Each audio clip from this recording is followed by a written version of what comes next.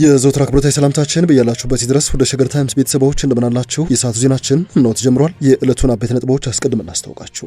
አንድ የፌዴራል መንግስት ባለስልጣን ህወሓት ዜጎችን አግቶ እየተጠቀመባቸው ይገኛል ሲሉ ከሰዋል። በትግራዩ ሰሞንኛ የረሃብ አደጋ ፖለቲካ እየተሰራ ስለመሆኑ እኚህ የመንግስት ከፍተኛ ባለስልጣን ተናግረዋል። ዝርዝሩን እንመለስበታለን። ከሰሞኑ ወደ አዲስ አበባ ተጠርተው የነበሩትና ከፌዴራል መንግስት ጋር ንግግር አድርገው የነበሩት የክልሉ ጊዜያዊ አስተዳደር ፕሬዝዳንት ጀነራል ታደሰ ወረደ ከፌዴራል መንግስት ጋር ከጠቅላይ ሚኒስትር አብይ አህመድ ከፍተኛ አመራሮች ጋር በሰባት ወሳኝ ነጥቦች ዙሪያ ጥብቅ የተባለ ስምምነት ማድረጋቸው ተሰምቷል። ዝርዝሩን በዜናችን እናስደምጣችኋለን። ከሀገር ውጭ የሚገኙትና ታዋቂው ባለሀብት ወርቁ አይተነው ከእርዳታ ጋር በተያያዘ ከሰሞኑ የቀሰቀሱት ውዝግብ ወደ ሌላ ምዕራፍ ወይንም ደረጃ ተሸጋግሯል። ወርቁ አይተነው አንቀበልም የተባሉትን 15 ሚሊዮን ብር የእርዳታ ገንዘብ ወደ ኪሴ መልሼ አላስገባውም ሲሉ ይፋ ማድረጋቸው ተሰምቷል። ለባለሀብቱ ቅርብ ከሆኑ ግለሰቦች የተሰሙ መረጃዎችን በዜናችን እንመለከታለን። ከቀይ ባህር እንዲባረሩ የተደረገው ከ3000 በላይ የአፋር ዜጎች የት ይገኛሉ?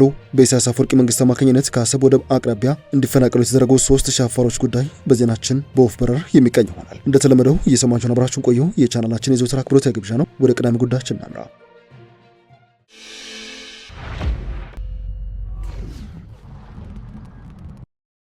በፌዴራል መንግስት አስተዳደር ስር የሚገኘው የኢትዮጵያ አደጋ ስጋት አመራር ኮሚሽን ኮሚሽነር የሆኑት ሽፈራው ተክለማርያም ህወሓት ህዝብን በረሃብ በመቅጣት ለፖለቲካ መሳሪያነት የመጠቀም ተግባሩን ዳግም በትግራይ ህዝብ ላይ እየፈጸመ ነው ሲሉ ከሰዋል። በፌዴራል መንግስት አስተዳደር ስር የሚገኘው የኢትዮጵያ አደጋ ስጋት አመራር ኮሚሽነሩ ሽፈራው ተክለማርያም ትነግ ህዝብን በረሃብ በመቅጣት ለፖለቲካ መሳሪያነት የመጠቀም ተግባሩን ዳግም በትግራይ ህዝብ ላይ እየፈጸመበት ይገኛል ሲሉ ወንጅለዋል። የህወሓት አንጃ የፌዴራል መንግስት በትግራይ ክልል በመጠለያ ማዕከላትና በልማታዊ ሴፍትኔት መርሃ ግብር የሚያቀርበውን ሰብአዊ ድጋፍ ለተፈለገው ዓላማ እንዳይውል እያደረገ እንደሚገኝ የሰሞኑ የጸጥታ መጠለያ ጣቢያ በቂ ማስረጃ ነው ሲሉ ተናግረዋል። ኮሚሽነሩ ዶክተር ሽፈራው ተክለማርያም ለመንግስት ዜና ምንጮች እንደተናገሩት ከሆነ የህወሓት ህገወጥ ቡድን የትግራይን ህዝብ መሰረታዊ ፍላጎቶችና ሰብአዊ ቀውሶች ለፖለቲካ ዓላማ የመጠቀም ልምድ አዲስ ክስተት ሳይሆን የቀደመ ታሪኩና መገለጫው ነው ብለዋል። ትነግ ሲሉ የጠሩት ህወሓት የዓለም አቀፉን ማህበረሰብ ትኩረት ለመሳብ በትግራይ ክልል በመጠለያ ጣቢያዎች ለሚገኙ ወገኖች የሚቀርብን ሰብአዊ ድጋፍ በመንጠቅ ድራማዊ ፕሮፓጋንዳ እያስተጋባ ይገኛል ሲሉ አስረድተዋል። ዓለም አቀፉ ማህበረሰብም የፌዴራል መንግስት በግልጽ በመረጃና ማስረጃ የሚልከው ሰብአዊ ድጋፍ የት እንደገባ መጠየቅ እንዳለበትና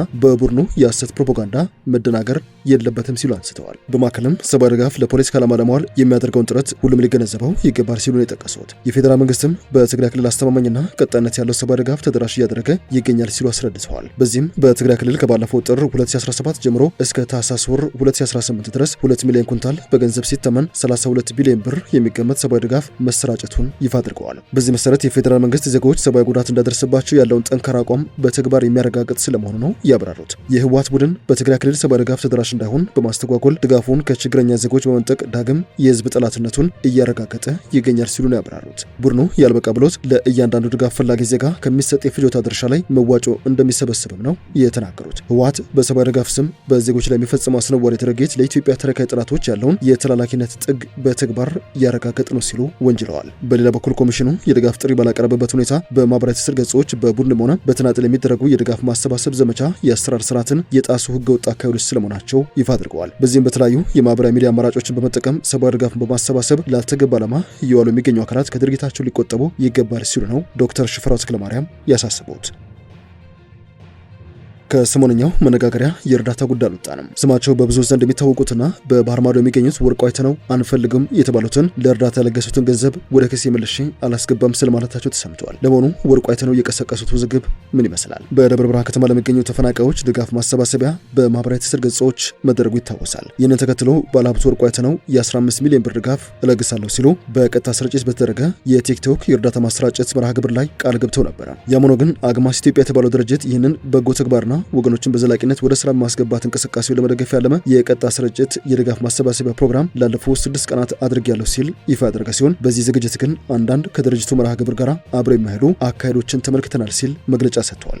የድርጅቱ መግለጫ ሲቀጥል ድርጅቱ ከፖለቲካ ከዘርና ከሃይማኖት የጸዳ ገለልተኛውን የሚሰራ በመሆኑ ምንም አይነት የፖለቲካ የሚሆን ሌላ ዓላማ ካለው ግለሰብም ወይንም ደግሞ ድርጅት ድጋፉን የማይቀበል ስለመሆኑ ማረጋገጥ እንወዳለን ባይ ነው። በዚህ መሰረት እንደዚህ አይነት አመለካከት ያላቸው ጉዳዩን ከድርጅቱ ጋር በምንም አይነት አካሄድ ማገናኘት እንደሌለባቸው ማረጋገጥ የድጋፍ ማሰባሰቢያ መርሃ ግብሩም በይፋ እንደተጠናቀቀና እንደተዘጋ ማሳወቅ እንወዳለን ብለዋል። በባህር ማዶ የሚገኙት ባለሀብት ወርቁ አይተነውም ለዚህ መግለጫ መልስ መስጠታቸውን የቅርብ ሰዎቻቸው ወይንም ኢነር ሰርክሎቻቸው ይፋ አድርገዋል። በዚህ መሰረት ወርቁ አይተነው በትናንትናው ምሽት በሚደረግ በደብረ ብርሃን መጠለያ ጣቢያ ለሚገኙ ተፈናቃዮች የድጋፍ ማሰባሰቢያ ፕሮግራም ላይ 15 ሚሊዮን ብር ለመለገስ ቃል ገብቼ ነበርኩ ቢሆንም ድጋፉን ሲያሰባስብ በነበረው አግማስ ኢትዮጵያ ገንዘቡን አንቀበልም የሚል ምላሽ ተሰጥቶኛል ሲሉ ይፋ አድርገዋል።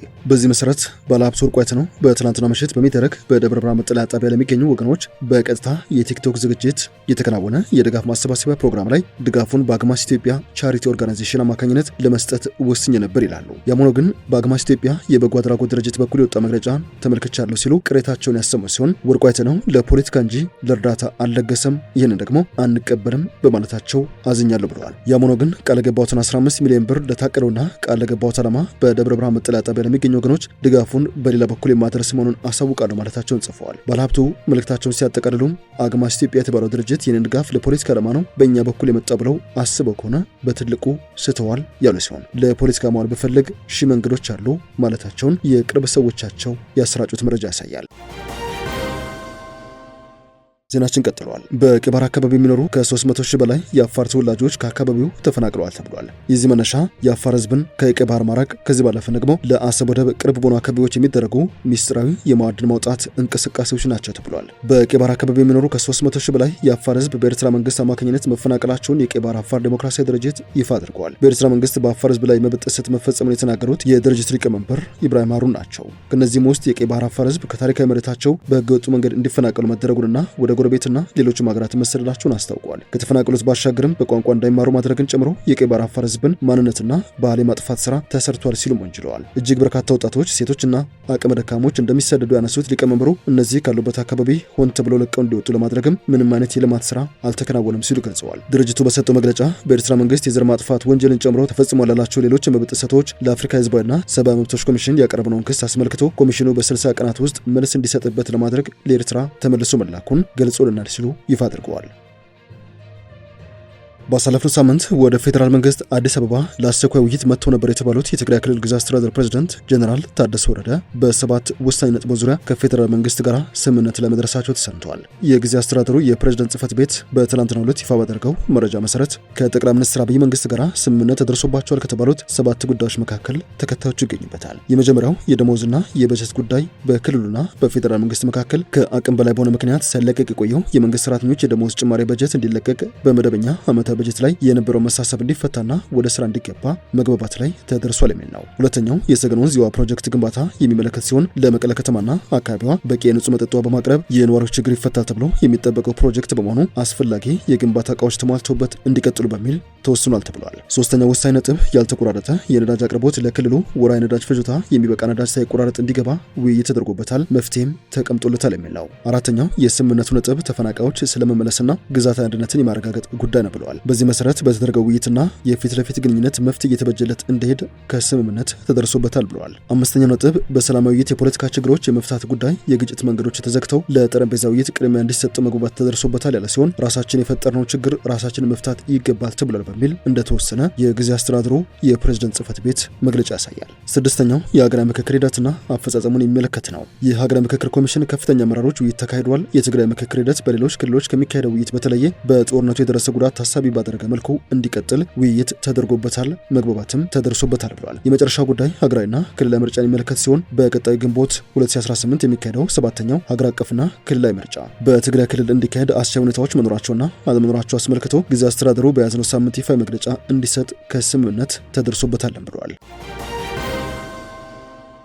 ወደ መጨረሻ ጉዳይ እናምራ። የእንግሊዝ መንግስት ለኢትዮጵያ የማርበርግ ቫይረስ መከላከያ ቁሳቁሶችን አቅርበዋል። የዩናይትድ ኪንግደም መንግስት የማርበርግ ቫይረስ በሽታ ለመከላከልና ምላሽ ለመስጠት የሚያገዙ የሕክምና ቁሳቁሶችን ለኢትዮጵያ የጤና ሚኒስቴር ድጋፍ ማድረጉን አስታውቋል። የጤና ሚኒስትሯ ዶክተር መቅደስ ዳባ በርክክቡ ስነ ስርዓት ላይ ባደረጉት ንግግር የእንግሊዝ መንግስት ላደረገው ወቅታዊ ድጋፍ ምስጋና አቅርበዋል። ሚኒስትሯ ይህ ድጋፍ ድንበር አቋርጠው የሚመጡ በሽታ አምጪ ተዋሲያንን ለመዋጋትና የጤና ተቋማት ለድንገተኛ አደጋዎች የሚሰጡትን ምላሽ ለማጠናከር የጎላ ፋይዳ እንዳለው ገልጸዋል። የተለገሱት መሳሪያዎች በተለይም በወረርሽኝ መከላከል ግንባር ቀደም ለሆኑ የጤና ባለሙያዎች ደህንነት መጠበቂያ ቁልፍ ሚና እንደሚጫወቱ ዶክተር መቅደስ አስገንዝበዋል። በኢትዮጵያ የዩኬ አምባሳደር ዳረን ዌልች በበኩላቸው ዩናይትድ ኪንግደም ኢትዮጵያ የሕክምና መሳሪያዎችን በማምረት ረገድ ራሷን ለመቻል የምታደርገውን ጥረት እንደምትደግፍ ገልጸዋል። አምባሳደሩ የሁለቱ ሀገራት ትብብር ከኢትዮጵያ አልፎ ለአህጉራዊና ለዓለም አቀፍ የጤና ደህንነት ጉልህ ፋይዳ አለው ሲሉ ተደምጠዋል። ድጋፉ የግል መከላከያ መሳሪያዎችና ወሳኝ የምርመራ ኪቶችን ያካተተ ሲሆን ይህ ደግሞ የኢትዮጵያን የወረርሽኝ መከላከል ዝግጁነት ወደ ላቀ ደረጃ ያሸጋግረዋል ተብሎ ይጠበቃል ነው ያሉት።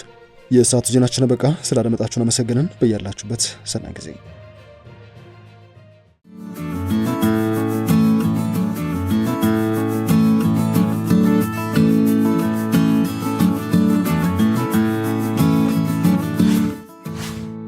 ሸገር ታይምስ ሚዲያን ሰብስክራይብ በማድረግና ደወሉን በመጫን ይከተሉን።